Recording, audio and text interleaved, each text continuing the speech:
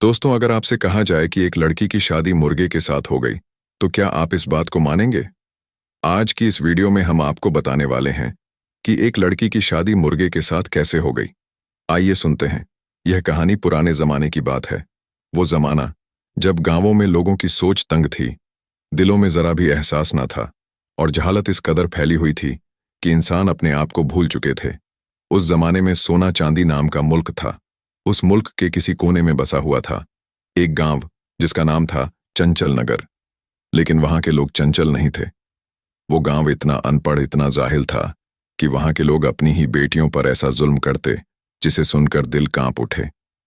वहां यह अजीब और बेहसी की रस्म थी कि जब किसी की बेटी जवानी की दहलीज पर कदम रखती तो उसके बाप और घर वाले उसकी शादी एक रात के लिए किसी जानवर से कर देते।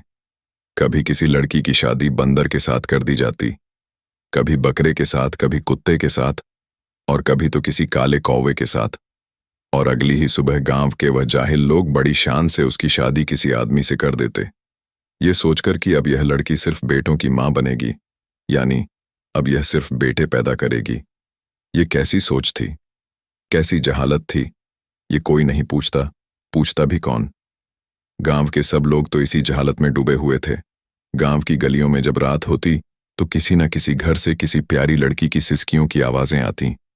वो लड़कियां जो दिन में अपने घरों की चौखट से झांक कर आसमान को ताकती, किसी दूर की उड़ती चिड़िया को देखकर सोचती, काश हम भी ऐसे परिंदे होते, उड़ जाते।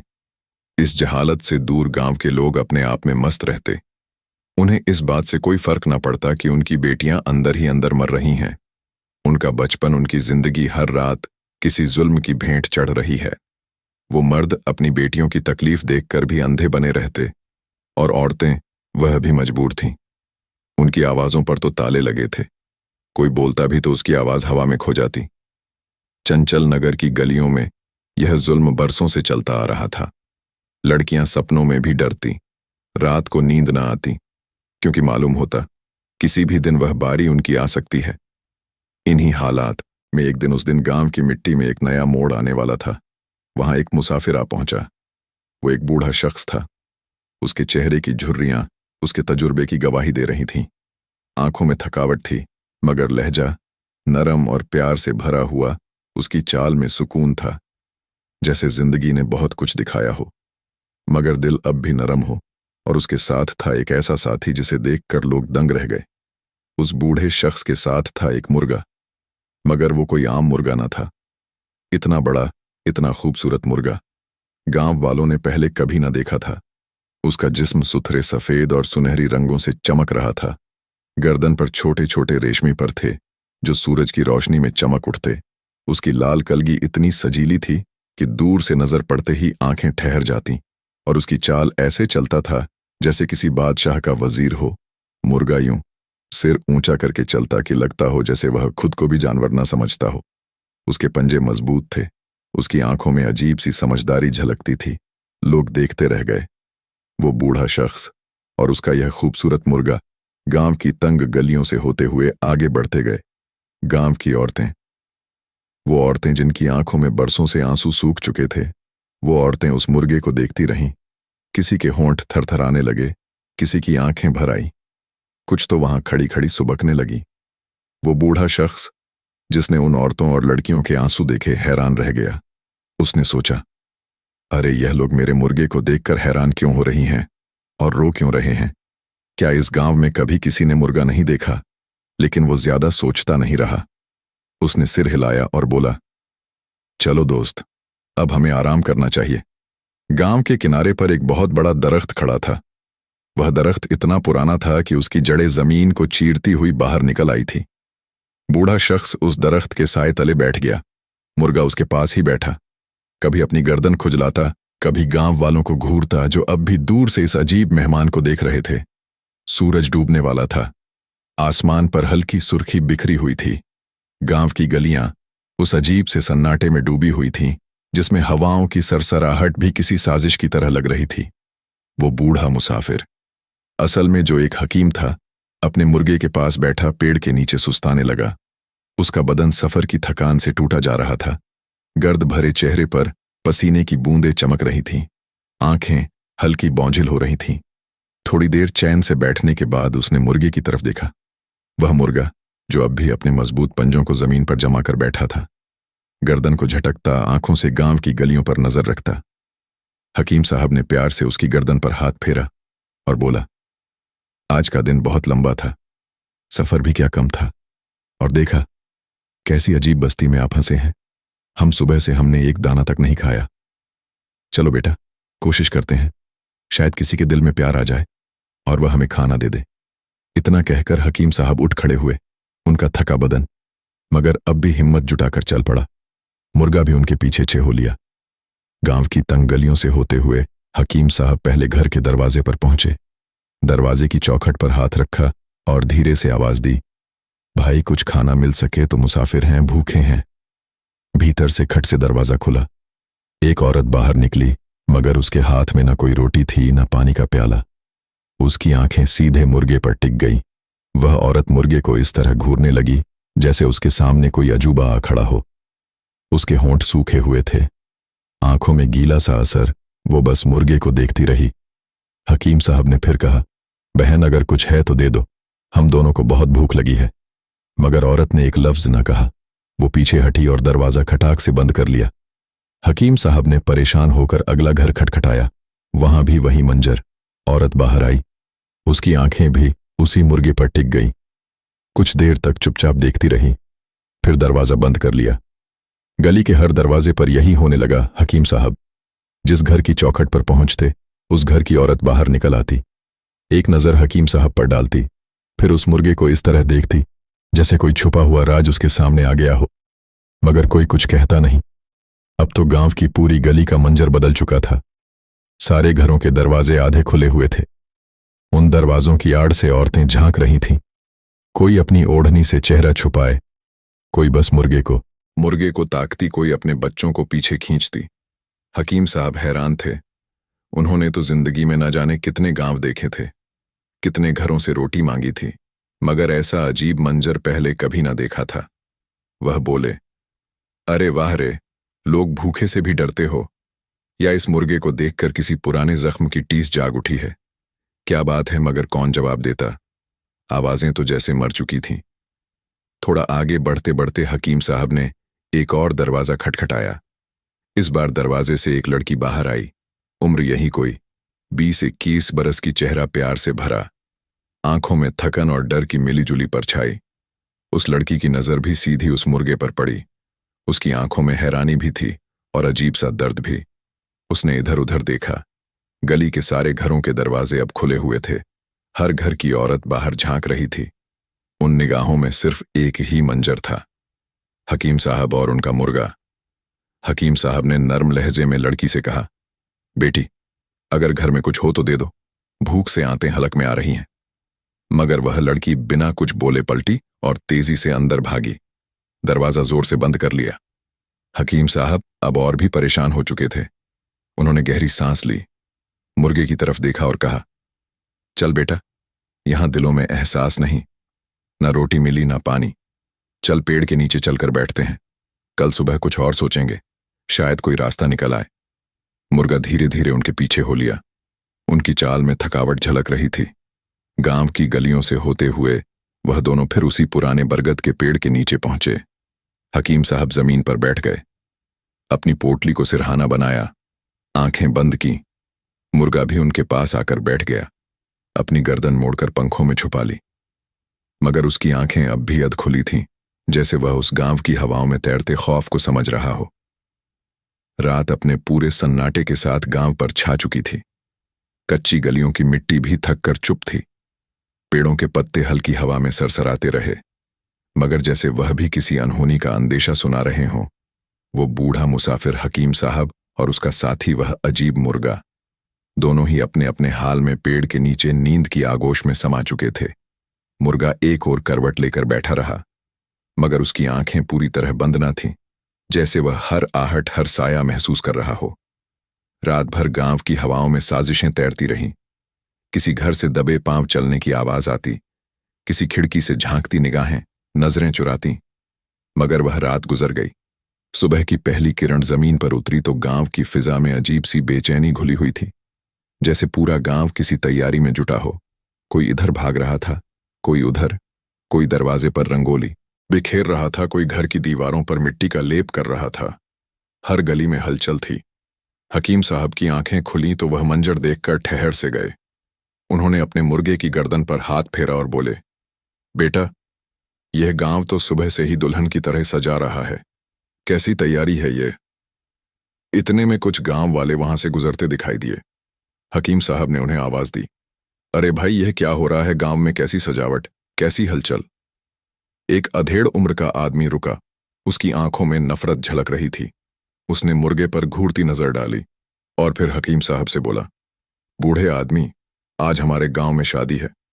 तू और तेरा यह मुर्गा हमारे रास्ते से दूर ही रहना, किसी मुसीबत में ना पड़ जाना, समझे? इतना कहकर वो आदमी अपनी राह चल पड़ा। हकीम साहब चुपचाप उसे जाते देखते रहे, फिर मुर्गे की तरफ मुस्कुराकर बोले, देखा बेटा, आज यहाँ खुशी का मौका है। शादी है तो खाने पीने का भी कुछ ना कुछ बचेगा, हमें भी रोटी का टुकड़ा मिल जाएगा। चलो थोड़ी देर ठहरते हैं। फिर उन्होंने थकी हुई सांस ली और बोले, तुम चाहो तो इस गांव में जरा घूम आओ, देखो तो सही ये कैसी बस्ती है। मैं यहीं बैठा हूं। मुर्गा गर्दन उठाकर खड़ा हुआ। उसके पंखों की चमक सुबह की धूप में और तेज हो गई थी। वह धीरे धीरे अपनी चाल में गांव की गलियों की तरफ बढ़ गया। गांव अब तक पूरी तरह शादी की तैयारियों में डूब चुका था, मगर उस मुर्गे की चाल, उसमें ऐसा ठहराव था कि हर गली से गुजरते हुए वह जैसे अपनी ही धुन में चल रहा हो। गांव की औरतें खिड़कियों से, झरोखों से उसे ताकती रहीं। उसका जिस्म, उसकी चाल, उसकी आंखों की चमक हर किसी को खींच रही थी। मुर्गा टहलते टहलते उसी घर के सामने आ पहुंचा जहां कल रात हकीम साहब ने खाना मांगा था और एक लड़की दरवाजा बंद करके अंदर चली गई थी। वो घर भी शादी की तैयारियों में डूबा हुआ था। दरवाजे पर हल्की हल्की रंगोली बिखरी हुई थी, कुछ फूलों की लड़ियां लटक रही थीं। मुर्गा घर के सामने रुका और अपनी गर्दन उठाकर एक अजीब सी आवाज निकाली। वो आवाज ना कुकड़ुक थी, ना कोई आम बांग उसमें, जैसे कोई पुकार थी, कोई सिसकी थी। घर के भीतर वह लड़की जो कल रात डर से चुप रह गई थी, उसकी कानों में वह आवाज पड़ी। वो दबे पांव बाहर आई, चारों तरफ नजर दौड़ाई। गांव की औरतें अपनी अपनी तैयारियों में लगी हुई थीं। किसी की नजर उस पर ना पड़ी। उसने झट से अंदर से एक मुट्ठी दाना और पानी का एक कटोरा उठाया। दरवाजे की आड़ से वह सब कुछ मुर्गे के सामने रख दिया। मुर्गा उस दाने को अपनी चोंच से उठाकर खाने लगा। लड़की उसके पास बैठ गई। उसकी आंखों से आंसू निकल पड़े। वह धीमे लहजे में बोली, कल भी मैं तुम्हें खाना दे देती, मगर क्या करती, सब लोग देख रहे थे यहां। ऐसा करना ठीक नहीं समझा जाता। आज मौका मिला तो दे दिया। फिर वह कुछ रुक कर बोली, जानते हो, आज मेरी शादी है। इस गांव का रिवाज है कि किसी लड़की की शादी पहले किसी जानवर या परिंदे से की जाती है। मेरी आंखों पर पट्टी बांध दी जाएगी और मेरे सामने कई जानवर खड़े किए जाएंगे। जिस जानवर पर मेरा हाथ पड़ेगा, मेरी शादी उससे हो जाएगी। लड़की की आवाज थरथराने लगी। जब मेरी जिंदगी में यह जुल्म होना ही है, तो मैं चाहती हूं कि कम से कम वो जानवर तुम हो, क्योंकि तुम तो किसी और से अच्छे हो। तुम्हारी आंखों में तो प्यार है। समझ है मुर्गा? खामोशी से उसकी बातें सुनता रहा। उसकी आंखों की चमक जैसे और तेज हो गई। लड़की अपने आंसू पोंछती हुई उठी और बोली, अब मैं अंदर जा रही हूं, तैयारियां शुरू हो गई हैं। तुम यहीं रहना। अगर सब कुछ ठीक रहा तो शायद आज मेरी शादी तुमसे हो जाए। इतना कहकर वह लड़की दरवाजे के भीतर चली गई। मुर्गा वहीं खड़ा रहा। फिर कुछ देर बाद अपनी चाल में वापस लौटा और हकीम साहब के पास उसी पेड़ के नीचे आ गया। हकीम साहब ने उसे आते देखा। उसके पंखों पर जमी धूल को अपने हाथ से झाड़ा और बोले, घूम आए बेटा, चलो बैठो। अब देखते हैं यह गांव और इसकी रस्में क्या रंग दिखाती हैं। गांव की गलियों में शहनाइयों की आवाजें और ढोलक की थापें गूंज रही थीं। हवा में फूलों की हल्की खुशबू तैर रही थी, मगर उस खुशबू में साजिश और जहालत की बू भी घुली हुई थी। वह बूढ़ा मुसाफिर हकीम साहब और उसका वह शहजादा सा मुर्गा उसी पुराने पेड़ के नीचे बैठे थे। उनकी आंखों के सामने से लोग इधर उधर भागते दिख रहे थे। किसी के हाथ में कोई रस्सी थी, कोई अपने जानवर को खींचता ले जा रहा था, कोई अपने बकरे को सजाता, तो कोई किसी बंदर की रस्सी थामे उसे घसीट रहा था। इतने में हकीम साहब के कानों में गांव वालों की आवाजें पड़ी। चलो चलो, अपने जानवर मैदान में ले चलो, सब जानवरों को इकट्ठा करो, दुल्हन का वक्त हो गया है। हकीम साहब ने अपनी लाठी ठीक की, मुर्गे की गर्दन पर हाथ फेरा और बोले, चल बेटा, देखते हैं ये कैसी रस्म है, कैसी शादी है। हकीम साहब अपने मुर्गे को साथ लेकर उस मैदान की तरफ बढ़े जहां गांव वाले अपने जानवरों को जमा कर रहे थे। रास्ते में उन्होंने वह मंजर देखा जिसने उनकी आंखें नम कर दीं। कुछ लोग एक लड़की को घसीटते हुए ला रहे थे। लड़की के बदन पर लाल जोड़े की चुन्नी थी जिसे वह बार बार गिरने से बचाने की नाकाम कोशिश कर रही थी। हाथ कांप रहे थे, पांव लड़खड़ा रहे थे, आंखों से आंसुओं की धार बहे जा रही थी। वो हर कदम पर रुक जाती और खुशामद करती, मुझ पर यह जुल्म मत करो, मुझे यह जुल्म न सहना पड़े। मगर कौन सुनता। गांव वाले अपनी जहालत में डूबे हुए थे। उसे खींचकर मैदान में लाकर खड़ा कर दिया गया। वहां पहले से ही तरह तरह के जानवर खड़े थे, कोई बकरा, कोई बंदर, कोई कुत्ता, कोई कौवा। सब रस्सियों में बंधे हकीम साहब आगे बढ़े। उनके दिल में बेचैनी थी। वो उस दर्द को महसूस कर रहे थे जो उस लड़की की सिसकियों में छलक रहा था। उन्होंने गांव के सरदार से पूछा, भाई यह सब क्या हो रहा है? क्यों इस प्यारी बच्ची पर ऐसा जुल्म ढाया जा रहा है? सरदार की आंखों में नफरत की लपटें उठीं। वो गुर्राकर बोला, बूढ़े हकीम, तुम बार बार हमारे बीच आकर क्या देखना चाहते हो? अपनी जान की सलामती चाहते हो तो चुपचाप यहां से चले जाओ, वरना मेरे आदमी तुम्हें यहां से घसीट कर बाहर कर देंगे। कब से देख रहा हूं तुम और तुम्हारा मुर्गा हमारे आसपास घूमते फिरते हो। तुम्हारा आने का मकसद क्या है? हकीम साहब ने गहरी सांस ली। वह जानते थे अब कुछ कहना बेकार है, फिर भी नरमी से बोले, भाई, मैंने तो बस ये देखा कि तुमने पूरे गांव के जानवर जमा किए हैं, मगर इन जानवरों में कोई मुर्गा नहीं है। तो लो, मेरा मुर्गा भी शामिल कर लो। सरदार ने सोचा, हाँ चलो ठीक है, मुर्गा भी शामिल कर लेते हैं, वैसे भी इसमें क्या फर्क पड़ता है। उसने इशारा किया। हकीम साहब ने अपने मुर्गे को धीरे से आगे कर दिया। वह मुर्गा मैदान में उन जानवरों की कतार में जाकर खड़ा हो गया। अब वह घड़ी आ पहुंची थी। लड़की की आंखों पर एक मोटी काली पट्टी बांध दी गई। उसकी सिसकियां और तेज हो गईं। हाथ कांपते हुए आगे बढ़ाए गए। गांव की औरतें और मर्द सांसें रोककर उस मंजर को देख रहे थे। लड़की का हाथ कांपता हुआ आगे बढ़ा। उसकी उंगलियां किसी जानवर की खाल को महसूस करने को लरज रही थीं और वह हाथ आखिर जाकर उस मुर्गे के ऊपर आकर ठहर गया। वो मुर्गा बिल्कुल जड़ सा खड़ा रहा। उसकी आंखें चमक रही थीं, जैसे वह इस गांव की सारी जहालत को अपनी आंखों में कैद कर लेना चाहता हो। जही हाथ उस पर पड़ा, गांव में ढोलक बज उठे। शहनाइयों की आवाजें तेज हो गईं। औरतों ने ताली बजाई। गांव वालों ने ऐलान कर दिया, शादी मुकम्मल हुई। इस लड़की की शादी मुर्गे के साथ हो गई। इसके बाद लोग अपने घरों को चले गए। हकीम साहब अपने पेड़ के नीचे आ गए और लड़की और मुर्गा अपने कमरे में चले गए। शादी की वह रात धीरे धीरे अपने पूरे सन्नाटे के साथ गांव पर उतर आई थी। चारों तरफ खामोशी पसरी हुई थी। बस कहीं दूर से ढोलक की मध्यम थाप अब भी हवा में तैर रही थी। गांव की गलियां जैसे थक कर चुप हो गई थीं। वह प्यारी लड़की जिसे इस जहालत भरी रस्म ने एक जानवर के साथ बांध दिया था, अब अपने कमरे में थी। लाल जोड़े की चुन्नी अब भी उसके सिर पर थी। पांव में पायल की हल्की छन छन उसके कांपते कदमों का पता दे रही थी। कमरे में पहुंचते ही उसकी आंखों से वो काली पट्टी उतारी गई। आंखें धुंधली सी हुईं, मगर जैसे ही सामने देखा, उसके दिल को थोड़ा चैन मिला। उसके सामने वही मुर्गा खड़ा था, वही अजीब सा मुर्गा जिसकी आंखों में प्यार की चमक थी। लड़की की सांसें थोड़ी संभली। उसने अपने आंसुओं को पोंछा और दिल में सोचा, चलो इस जहालत में मेरी जिंदगी इतनी बुरी भी नहीं रही। ये मुर्गा तो कम से कम मुझे नुकसान नहीं पहुंचाएगा। एक रात की ही तो बात है, कल सुबह किसी इंसान से शादी हो ही जाएगा। वह धीरे से मुर्गे के करीब गई।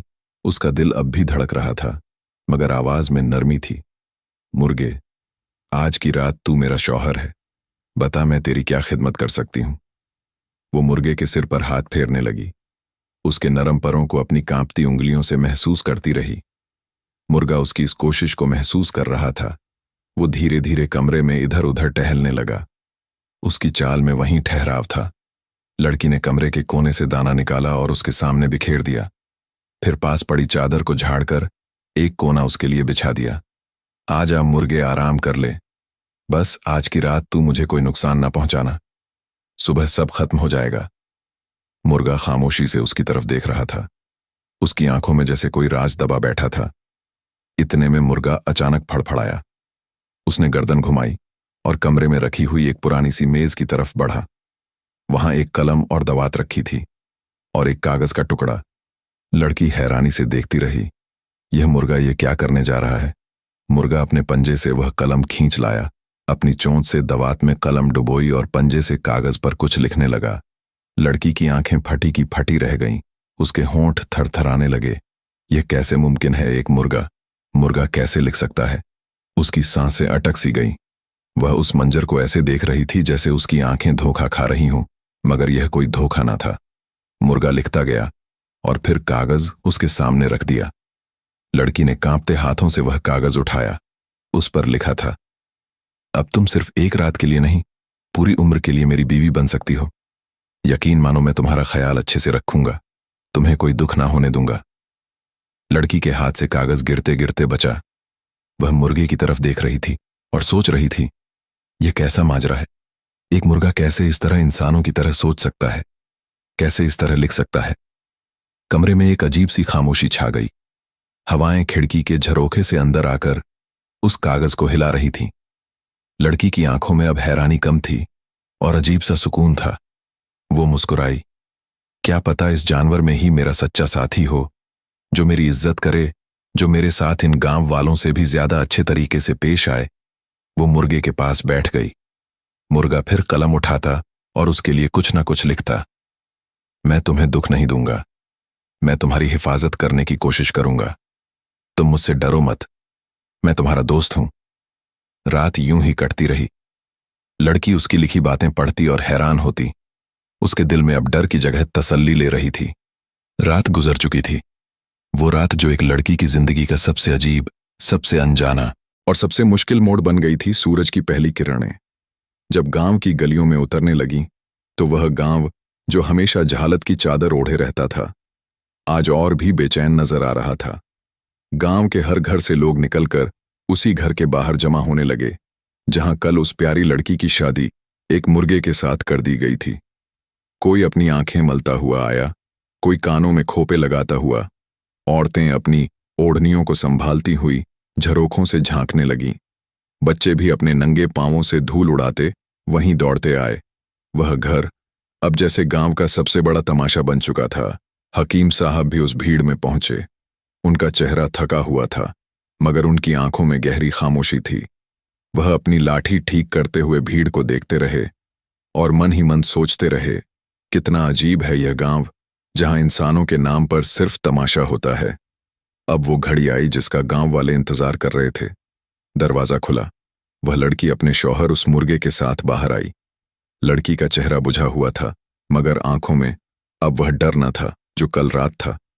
अब उसमें कुछ और था, जैसे एक अजीब सा सुकून, जैसे उसने किसी अपने को चुन लिया हो।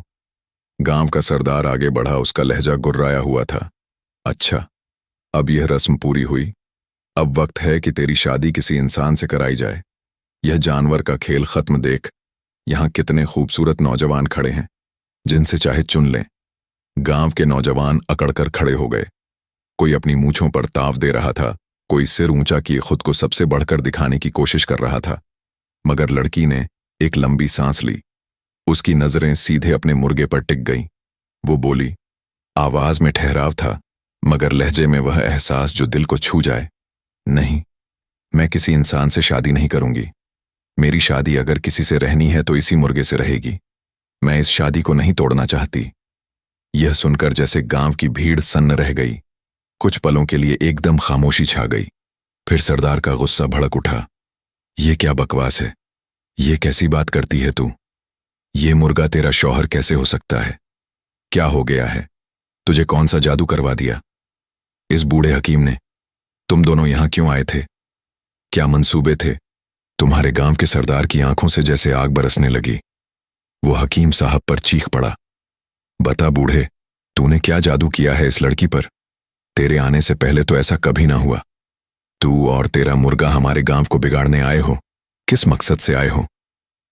यहां हकीम साहब ने गहरी सांस ली। उनकी आंखों में दर्द झलक रहा था, मगर वह चुप रहे। लड़की ने एक कदम आगे बढ़कर कहा, मैं खुद अपनी मर्जी से कह रही हूं। इसमें ना हकीम साहब का हाथ है, ना किसी जादू का। यह मुर्गा मेरे लिए तुम जैसे किसी इंसान से बेहतर है। मैं तुम में से किसी इंसान से शादी नहीं करूंगी। गांव की भीड़ गुस्से में बड़बड़ाने लगी। कोई कहता, यह लड़की पागल हो गई है। कोई बोला, इसने तो गांव की इज्जत मिट्टी में मिला दी। कोई चिल्लाया, इस बूढ़े हकीम को निकालो यहां से, इसी की वजह से यह सब हो रहा है। गांव के सरदार ने गुस्से में फैसला सुना दिया, अगर तू इस मुर्गे के साथ रहना चाहती है तो रह, मगर हमारे गांव में नहीं। यहां से निकल जा और इस बूढ़े को भी ले जा। हमारे गांव में तुम्हारे लिए अब कोई जगह नहीं। गांव वाले आगे बढ़े। उन्होंने लड़की और मुर्गे को गांव की हद से बाहर निकाला। हकीम साहब खुद चुपचाप उनके साथ हो लिए। वह तीनों, हकीम साहब, वह लड़की और वह मुर्गा, गांव की गलियों से निकलकर कच्ची पगडंडियों पर बढ़ते चले गए। उनके पीछे गांव की भीड़ कुछ दूर तक खड़ी देखती रही। फिर धीरे धीरे गांव की गलियों में खामोशी लौट आई। कच्ची पगडंडियों पर धूल उड़ती रही। सूरज सिर पर चढ़ चुका था और तपती जमीन के कण उन तीनों के पांवों में चुभ रहे थे। हवा की गर्मी भी जैसे उनकी थकान बढ़ा रही थी। वो लड़की, जिसके गांव वालों ने उसे एक अनोखी डोर से बांध दिया था, अपने आंचल से पसीना पोंछती रही। कदम थके हुए थे, मगर दिल में सुकून था कि वह उस गांव की जहालत से दूर हो चली है। कुछ देर यूं ही चलते रहने के बाद लड़की की नजर उस मुर्गे पर पड़ी, जो उसके साथ साथ किसी साए की तरह चल रहा था। उसकी चाल में वही दबदबा था, गर्दन ऊंची, आंखों में चमक, जैसे वो किसी बादशाह का वजीर हो। लड़की से आखिर ना रहा गया। उसने धीमे लहजे में कहा, बाबा, एक बात पूछूं, यह मुर्गा कौन है? क्या आप इसके बारे में जानते हैं? हकीम साहब ने चलते चलते ठहर कर एक पेड़ की छांव ली, लाठी को सीधा किया, पसीना पोंछा और गहरी सांस लेकर बोले, बेटी सुन, यह कोई आम मुर्गा नहीं। इसके पीछे एक पूरी कहानी है। लड़की ने ताज्जुब से हकीम साहब की तरफ देखा। हकीम साहब ने अपनी थकी आंखें दूर आसमान पर टिका दी और बताने लगे, मैं बादशाह के महल में हकीम हूं। बड़ा शौकीन मिजाज बादशाह है, दिल का अच्छा मगर शिकार का बहुत शौकीन। एक दिन वह जंगल में शिकार करने निकला। घने पेड़ों के बीच शिकार करते करते थक गया। थक कर एक पत्थर पर बैठ गया। उसकी तलवार एक तरफ रखी थी और वह आराम करने लगा। इसी बीच न जाने कहां से एक भूखा भेड़िया धीरे धीरे दबे पांव पीछे से उसकी तरफ बढ़ा। वो जानवर इस ताक में था कि कब बादशाह पर झपट्टे और उसे अपना शिकार बना लें, मगर उस जंगल में यह मुर्गा भी मौजूद था। जय ही भेड़िया झपटने ही वाला था, यह मुर्गा तेज रफ्तार से कूदा और अपनी चोंच और पंजे से भेड़िए की एक आंख फोड़ दी। भेड़िया कराह उठा। बादशाह ने फौरन पीछे मुड़कर देखा, तलवार उठाई और एक ही वार में उस भेड़िए का काम तमाम कर दिया। बादशाह ने मुर्गे को देखा तो उसकी आंखों में चमक आ गई। उसने मुर्गे को अपने हाथों में उठाया और प्यार से सिर पर हाथ फेरा। जब लौटकर महल आया तो इस मुर्गे को भी साथ ले आया, मगर बेटी वहां आकर यह मुर्गा अजीब अजीब हरकतें करने लगा। वो महल में बादशाहों की तरह रहने लगा। दरबार की कुर्सी पर जाकर बैठ जाता। बादशाह जहां बैठता यह भी वहीं बैठने की कोशिश करता। खाने की थाली में अपने लिए अलग जगह बनाता, यहां तक कि अपनी चोंच और पंजे से लिखने भी लगा। बादशाह पहले तो हंसा, मगर फिर परेशान हो गया। उसे ये सब बातें अजीब लगने लगीं। आखिर उसने मुझे बुलाया और कहा, हकीम, इस मुर्गे को लेकर दूर दराज जाओ, इसे अपने साथ लेकर निकलो, शायद कहीं कोई इसका हल निकले। मैं इस मुर्गे को लेकर सफर पर निकला और हम तुम्हारे गांव में पहुंच गए। वहां देखा तो जहालत का वह मंजर कि इंसानों की शादियां जानवरों से करवाई जा रही थीं, और फिर तुम्हारी शादी इस मुर्गे से हो गई और तुमने पता नहीं क्या सोचकर इस शादी को तोड़ने से इनकार कर दिया। अब बेटी हम वहीं लौटेंगे। बादशाह के महल वहीं जाकर पता चलेगा कि इस मुर्गे की हकीकत क्या है और अब आगे क्या होना है। लड़की चुपचाप हकीम साहब की बात सुनती रही। उसके दिल में सवालों का समंदर उठ रहा था। एक मुर्गा जो लिखता है, सोचता है और बादशाहों की तरह चलता है, यह कैसे हो सकता है? वह मुर्गे की तरफ देखती रही। मुर्गा अब भी अपनी चाल में बेफिक्र चल रहा था, मगर उसकी आंखों में जैसे अब वो राज और गहरे होते जा रहे थे। तकरीबन 2 दिन और 2 रात का लंबा सफर तय करने के बाद वह तीनों, हकीम साहब, वह प्यारी लड़की और वह शहजादा मुर्गा थके हारे बादशाह के आलीशान महल के दरवाजे पर पहुंचे। सूरज अपनी आखिरी किरणें बिखेर रहा था। महल के ऊंचे बुर्जों पर कबूतरों के झुंड बैठकर जैसे इस अजीब मंजर को देख रहे थे। सिपाहियों ने महल के अंदर खबर भिजवाई। कुछ ही देर में बादशाह खुद दालान में आकर खड़ा हुआ। उसने पहले उस लड़की पर नजर डाली जो अब भी दुल्हन के जोड़े में थी। फिर उसकी नजर उस मुर्गे पर पड़ी जो वहीं शान व शौकत और अकड़ ली खड़ा था, और आखिर उसकी आंखें हकीम साहब पर ठहरी। बादशाह की आवाज गूंज उठी, हकीम साहब, ये क्या माजरा है? ये लड़की कौन है? हमें सारी हकीकत बताओ। हकीम साहब ने धीरे धीरे सब कुछ बताया। किस तरह, वो गांव, वहां की जहालत, वह अजीब रस्में, और फिर कैसे इस लड़की का हाथ इस मुर्गे पर पड़ा और शादी हो गई। कैसे वह लड़की उस गांव को छोड़कर उनके साथ महल तक आ गई। बादशाह सब सुनता रहा। उसकी आंखों में हैरानी झलक रही थी। कुछ देर चुप रहकर वह बोला, बेटी, जब तुमने अपना नाता इस मुर्गे से जोड़ ही लिया है तो अब यही तुम्हारा हमसफर है। आज से तुम्हारा नाम शहजादी नाजिया होगा। इस मुर्गे ने भेड़िए पर झपटकर मेरी जान बचाने की कोशिश की थी। इस महल में इस मुर्गे के लिए एक खास हिस्सा तय कर दिया जाएगा। वहां हमारे खास आदमियों के सिवा कोई सिपाही या कोई और दाखिल नहीं होगा। तुम वहां इसके साथ आराम से रह सकती हो। लड़की ने सिर हिला दिया। अब वह दोनों उस महल के उस हिस्से में चले गए जो मुर्गे के लिए तय किया गया था। वहां का हर कोना सजीला था। फूलों की महक, रंगीन पर्दे और नरम बिस्तर। दिन बीतते गए, हफ्ते गुजरते गए। 1 महीना यूं ही गुजर गया ना। शहजादी नाजिया ने कोई शिकायत की, ना ही उस मुर्गे ने महल में कोई अजीब हरकत की। सब कुछ ठहर सा गया था, मगर इंसानी दिल तो हर राज को जानने को बेचैन होता है। एक रात जब पूरा महल नींद में था, चांदनी महल की दीवारों को छू रही थी और हवा खामोश थी।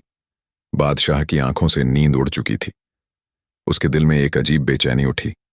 वो खुद से बोला, आखिर इस माजरे की तह तक पहुंचा जाए। क्या वजह है कि इस लड़की ने अब तक कोई शिकवा नहीं किया? यह मुर्गा आखिर है कौन? धीरे धीरे कदम रखते हुए वह उस हिस्से की तरफ बढ़ा जहां रहते थे। कमरे के पास जाकर खड़ा हुआ। उसके कानों में कमरे के अंदर से 2 आवाजें पड़ी, एक लड़की की और एक जवान लड़के की। बादशाह सन्न रह गया। यह कैसे हो सकता है? अंदर तो सिर्फ वह लड़की और एक मुर्गा होना चाहिए। यह लड़के की आवाज कहां से आ रही है? उसने इधर उधर नजर दौड़ाई। तभी उसकी नजर कमरे की एक कोने में पड़ी। वहां वह खाल पड़ी थी, वह बड़ी सी मुर्गे की खाल। बादशाह की आंखें चौड़ी हो गईं। अरे यह क्या माजरा है? क्या यह कोई इंसान है जो मुर्गे का भक्ष बनाकर रह रहा था? अगर मैं इसकी खाल जला दूं तो यह दोबारा मुर्गा नहीं बन पाएगा और इंसान बनकर ही रहेगा। बादशाह ने वह खाल उठाई, महल के बीचों बीच एक आग जलाई और उस खाल को डाल दिया। खाल जलते ही धुएं की लपटें उठीं। वह खाल जलती रही और उसकी बह हवा में फैलती रही। इसी लम्हे कमरे में वह लड़का जो शहजादी नाजिया के सामने अपनी असल शक्ल में था, दर्द से चीख पड़ा, ये क्या हो रहा है? मुझे जलन हो रही है। वो तड़पता हुआ कमरे से निकला, भागता हुआ महल की दीवारें लांघता अंधेरे जंगल की तरफ भाग गया। शहजादी नाजिया पीछे छे दौड़ी। रुको, कहाँ जा रहे हो? मगर शहजादा तो दूर निकल गया था। शहजादी नाजिया महल के आंगन में आई तो देखा आग की लपटों में वह खाल जल रही थी। वह चीख पड़ी, नहीं नहीं, ये क्या कर दिया आपने? बादशाह सलामत। उसने दौड़कर आग बुझाई, मगर बहुत देर हो चुकी थी। वो खाल जलकर राख हो चुकी थी। नाजिया रोती रही, चिल्लाती रही। बादशाह की आंखें भी नम हो गईं। वो ठगा सा खड़ा रहा। लड़की ने कांपती आवाज में पूरी हकीकत बता दी। यह मुर्गा असल में एक सल्तनत का शहजादा था। वह शरारती था और एक जादू की वजह से मुर्गा बन गया था। वह सिर्फ मेरे सामने इंसान की शक्ल में रह सकता था क्योंकि मैं उसकी बीवी हूं। बाकियों के सामने वह मुर्गा ही बनकर रहता था। बादशाह सलामत। आपने जो खाल जला दी वो उसका जिस्म थी। अब वो न जाने किस हाल में होगा, कहां भटकता फिरेगा। बादशाह भी सिर थाम कर बैठ गया। मुझसे बहुत बड़ी गलती हो गई बेटी। खैर, जैसे तैसे रात गुजरी। सुबह की धूप महल की दीवारों पर फैल चुकी थी, मगर उस महल की फिजा पर उदासी की एक चादर तनी हुई थी। शहजादी नाजिया भारी कदमों से बादशाह के दरबार में आई। बादशाह अपने तख्त पर सिर झुकाए बैठा था। आंखों में रात भर की बेचैनी और पछतावे की लकीरें साफ झलक रही थीं। शहजादी नाजिया उसके सामने जाकर रुकी। आवाज में थरथराहट थी, मगर दिल में अज़्म था। बादशाह सलामत, अगर आप इजाजत दें तो मैं अपने शहजादे को ढूंढना चाहती हूँ। वही शहजादा जो मुर्गा बनकर मेरे साथ रहा और जिसकी खाल जल जाने से वह भाग गया। बादशाह ने उदासी भरी नजरों से उसे देखा। बेटी, यह मुमकिन नहीं। तुम उसे कहाँ ढूंढोगी? उसका कोई पता नहीं। वो न जाने अब किस जंगल, किस वीराने में भटक रहा होगा। मगर नाजिया की आंखों में आंसुओं के साथ वह जिद भी थी जो मोहब्बत से पैदा होती है। बादशाह सलामत, मैं उसे तलाश करूंगी। जब तक जान बाकी है तब तक हार नहीं मानूंगी। बादशाह ने गहरी सांस ली। ठीक है बेटी, जाओ अगर तुम जाना चाहती हो। शहजादी नाजिया ने कुछ जरूरी सामान लिया। एक थैली में सूखी रोटियां, पानी का मशक और बादशाह की तरफ से दिया गया। एक मजबूत घोड़ा, वह घोड़े पर सवार होकर सफर पर निकल पड़ी। दिन बीतते गए, वह जंगलों, पहाड़ों, नदियों के किनारे भटकती रही। सूरज की तपिश, बारिश की बूंदें, रातों की ठंडी हवाएं, सब उसके चेहरे पर अपने निशान छोड़ने लगी। उसका गोरा रंग अब मध्यम पड़ चुका था। गाल पिचक गए थे, बाल बिखरे हुए थे, आंखों में थकावट की गहराई थी, मगर दिल में उम्मीद की लौ अब भी जल रही थी। कई दिन यूं ही गुजर गए। एक शाम वह बेहद थक कर एक घने जंगल में एक पेड़ की जड़ पर बैठी थी। पत्तों की सरसराहट और झींगुरों की आवाजों के दरमियान अचानक उसकी नजर पास की डाल पर पड़ी, जहां एक तोता और तोती बैठे थे। तोता धीरे धीरे बोल रहा था, तुम्हें पता है फरगान मुल्क का शहजादा बहुत बीमार पड़ा है। उसका आधा जिस्म जला हुआ है। बेचारा चैन से सांस भी नहीं ले सकता। वो वही शहजादा है जो कभी मुर्गा था, अब इंसानी शक्ल में है, मगर दर्द से तड़प रहा है। तोती ने हैरान होकर तोते से पूछा, तो फिर कोई इलाज नहीं है क्या? तोता बोला, इलाज है। इस जंगल में एक जड़ी बूटी है, अगर उसे पीसकर उसके जिस्म पर लगाया जाए तो वह ठीक हो सकता है, मगर वह बूटी बहुत मुश्किल से मिलती है। यह सुनते ही शहजादी नाजिया की धड़कन तेज हो गई। ये तो मेरे शहजादे की बात कर रहे हैं। तोता और तोती ये कहकर उड़ गए। नाजिया उठ खड़ी हुई। उसकी थकान जैसे उड़नछू हो गई। दिल में एक नई उम्मीद जाग उठी। अब वह उस जंगल में उस जड़ी बूटी की तलाश करने लगी। हर पौधे को देखती, हर झाड़ी को परखती, कांटे बदन को चुभते, पांव कीचड़ में ढंसते, मगर वह रुकती नहीं। आखिरकार उसकी आंखें उस बूटी पर जा टिकी, वही जो तोता बता रहा था। पतले हरे पत्ते, हल्की महक। उसने उसे जड़ों समेत निकाला, आंचल में लपेटा और सुकून का सांस लिया। अब उसका रुख फरगान मुल्क की ओर था, जहां उसका शहजादा तड़प रहा था। घोड़े को ऐड लगाई और रास्तों की धूल उड़ाती वो अपने प्यार की तलाश में फिर निकल पड़ी। 2 दिन और 2 रात की थकाऊ मुसाफिरी के बाद वह शहजादी नाजिया फरगान मुल्क की सरहद पर पहुंची। उसकी आंखों में धूल फूल, चेहरे पर सफर की थकान और कपड़ों पर सफर की गर्द लगी थी, मगर दिल में बस एक ही तड़प थी, अपने शहजादे को देखने की, उसे फिर से जीते हुए देखने की। शहजादी महल के बड़े दरवाजे पर पहुंची। सिपाहियों ने उसे हैरानी से देखा। वो खुद चलकर बादशाह के दरबार में गई। महल की दीवारों पर उसकी आवाज गूंज उठी, बादशाह सलामत, मैं शहजादे का इलाज कर सकती हूं। बादशाह ने अपने तख्त से नजर उठाकर उस थकी हारी लड़की की तरफ देखा। तू कौन है बेटी? ये कैसी बात करती है? शहजादी ने अपने आंसुओं को अंदर रोकते हुए कहा, मैं एक हकीम हूं। मैंने सुना है कि शहजादा बीमार है, उसी का इलाज करने आई हूं। बादशाह ने मन में सोचा, इतने बड़े बड़े हकीम तबीब आए और हार कर लौट गए, यह नाजुक सी लड़की क्या कर सकेगी? मगर फिर बोला, ठीक है, अगर तुझे यकीन है तो कोशिश कर ले। शहजादी ने कहा, मुझे 30 दिन का वक्त चाहिए, उसके बाद शहजादा ठीक हो जाएगा। बादशाह ने इजाजत दे दी, तू अपना इलाज शुरू कर सकती है। शहजादी नाजिया ने अपनी जड़ी बूटी को पीसकर दवा बनाई। अपने हाथों से वह दवा शहजादे के जले हुए जिस्म पर लगाती रही। दिन बीते, धीरे धीरे शहजादे के जख्म भरने लगे। उसका चेहरा अब फिर से जवा होता दिखने लगा, मगर वह अपनी आंखें ना खोलता। 29 दिन गुजर चुके थे। शहजादा अब लगभग ठीक था, मगर उसकी पलकों पर अब भी एक साया था। 30वां दिन आया। शहजादी ने आखिरी बार वह दवा उसके जिस्म पर लगाई। उसकी आंखों में मोहब्बत की सच्ची कोशिश थी, होठों पर सिसकी दबी हुई थी। फिर वह बादशाह के पास गई और बोली, बादशाह सलामत, आज शाम तक शहजादा बिल्कुल ठीक हो जाएगा। मुझे कुछ नहीं चाहिए, मैं चलती हूं। बादशाह हैरान रह गया। अरे ये कैसी लड़की थी ना, कोई इनाम लिया ना कोई नाम बताकर गई, बस इलाज कर दिया और चली गई। शहजादी नाजिया महल से निकल कई उसके कदम थक चुके थे, मगर दिल को सुकून था। शाम हुई, बादशाह अपने बेटे के सिरहाने बैठा रहा। वक्त बीतता गया। आखिर शहजादा धीरे धीरे अपनी पलकों को उठाने लगा। 2 महीने बाद उसकी आंखें खुली थीं। बादशाह की आंखों में खुशी के आंसू भर आए। उसने बेटे का सिर अपनी गोद में रख लिया। बेटा, आखिर तू ठीक हो गया, तू फिर से हमें मिल गया। शहजादे ने धीमे लहजे में पूछा। अब्बा जान, मेरा इलाज किसने किया? बादशाह ने कहा। बेटा, हमें नहीं पता। कोई लड़की थी, आई थी, इलाज किया और बिना कुछ लिए चली गई। हमें खुशी है कि तू ठीक है। बाकी अब वह कौन थी, क्यों आई, कहाँ गई, यह हमें मालूम नहीं। शहजादा अब फिर से अपने महल में रहने लगा। उसकी सेहत लौट आई, मगर उसका दिल जैसे किसी अनकही तलाश में डूबा रहा।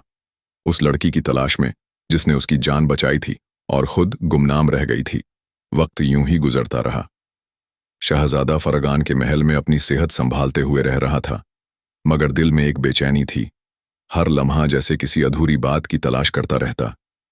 एक रोज वह महल की बालकनी पर खड़ा दूर आसमान को ताकता रहा।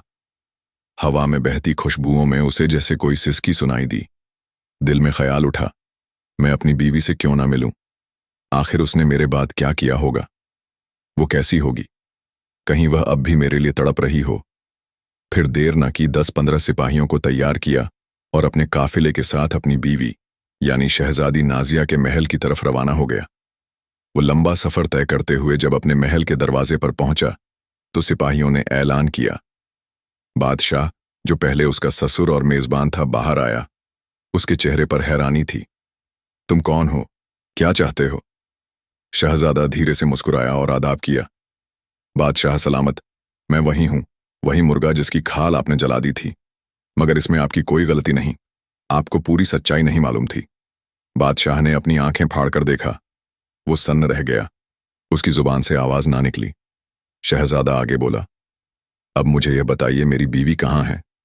बादशाह ने गहरी सांस लेकर कहा, बेटा, वह तो आज तक तुम्हारे कमरे में बैठी रहती है, रोती रहती है। उसका दिल हर वक्त उदास रहता है। शहजादा दिल में एक टीस महसूस करता। तेज कदमों से उस कमरे की ओर बढ़ा जहां नाजिया रहती थी।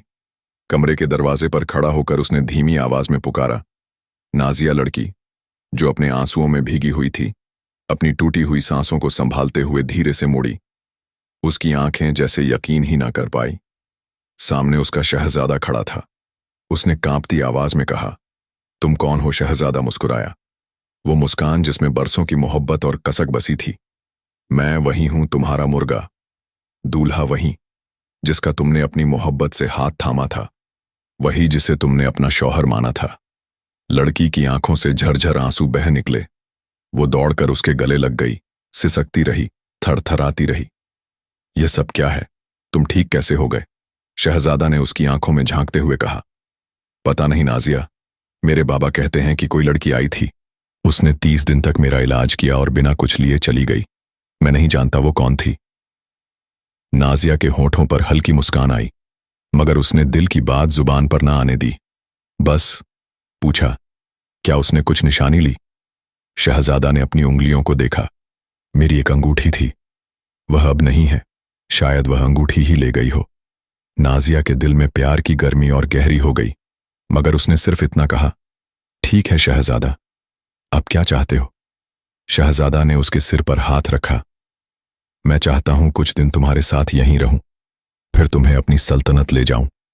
वहां हम दोनों खुशी खुशी रहेंगे। और हां, मैं बादशाह सलामत से मिलने आता जाता रहूंगा, क्योंकि वह भी अब मेरे अपने हैं। नाजिया की आंखों में अब खुशी की चमक थी। सुबह की नरम धूप में वह बादशाह के दरबार में पहुंचा। उसके पीछे नाजिया सिर झुकाए खड़ी थी। शहजादा झुककर बोला, बादशाह सलामत, अब वक्त आ गया है। मैं अपनी सल्तनत की तरफ लौट रहा हूं। ये मेरी बीवी है, इसे अपने साथ लेकर जा रहा हूं, लेकिन मैं आपसे मिलने आता रहूंगा। ये लड़की अब सिर्फ मेरी बीवी नहीं, आपकी बेटी भी है। बादशाह की आंखें भीग गईं। बिल्कुल बेटा, ये लड़की मेरी बेटी है, मगर एक बात तुमने अब तक यह नहीं बताया कि आखिर तुम्हारा इलाज कैसे हुआ, तुम ठीक कैसे हो गए? शहजादा ने गहरी सांस ली। बस यही तो मैं भी सोचता हूं। वह कौन थी वह लड़की जिसने 30 दिन तक मेरा इलाज किया और एक लफ्ज अपनी पहचान का नहीं बताया, ना पैसा लिया ना इनाम, बस आई मेरी जान बचाई और चली गई। बादशाह ने फिर पूछा, तो क्या वो कुछ भी नहीं ले गई? शहजादा बोला, शायद मेरी उंगली से मेरी अंगूठी निकाल ली होगी, और कुछ नहीं। इतना कहते ही नाजिया ने धीरे से अपनी थैली खोली, कांपते हाथों से एक अंगूठी निकाली और बोली, क्या यह वही अंगूठी है? शहजादा ने जैसे अपनी सांसें थाम ली। उसकी आंखें अंगूठी पर ठहर गईं। वो वही अंगूठी थी, उसकी अपनी निशानी। ये अंगूठी, ये तुम्हारे पास कैसे आई?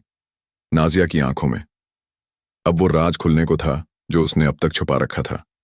उसकी आवाज भीग गई। मैं ही वो लड़की थी शहजादा। मैं ही वह हकीम थी जिसने तुम्हारा इलाज किया। मैं ही वह थी जो तोते और तोती की बात सुनकर जड़ी बूटी लाई। और मैं ही वह थी जिसने तुम्हारा इलाज करने के बाद यह अंगूठी निशानी के तौर पर ले ली थी। शहजादा हैरानी से बैठ गया। उसके दिल में मोहब्बत की लहर दौड़ गई। मुझे कैसी मोहब्बत करने वाली बीवी मिली है, जिसने अपनी पहचान छुपाकर मेरी जान बचाई, मगर कभी अपने एहसान का जिक्र ना किया। वो नाजिया को गले से लगाकर रो पड़ा। तुमने मुझसे अपनी सच्चाई क्यों छुपाई? तुम्हारी मोहब्बत ने तो मुझे जैसे फिर से जीना सिखा दिया। बादशाह की आंखों में खुशी के आंसू चमकने लगे। वो बोला, आज से यह लड़की सिर्फ तुम्हारी बीवी नहीं, मेरी बेटी भी है, और इसकी रुखसती मैं अपनी खुशी और शान से कराऊंगा। महल में धूमधाम से शहनाइयां बजीं, रंग बिरंगे पर्दे लहराए। नाजिया की रुखसती बादशाह की बेटी बनकर हुई। महल की हर गली, हर दालान में खुशी की आवाजें गूंजी। शहजादा नाजिया को अपने महल ले गया। वहां दोनों खुशी खुशी रहने लगे। उनकी मोहब्बत की मिसालें दूर दूर तक दी जाने लगीं। और हां, वह दोनों अक्सर उस बादशाह से मिलने भी आते थे। और इस तरह एक लड़की की शादी उस शहजादे के साथ हो गई। या फिर यह भी कह सकते हैं कि लड़की की शादी मुर्गे के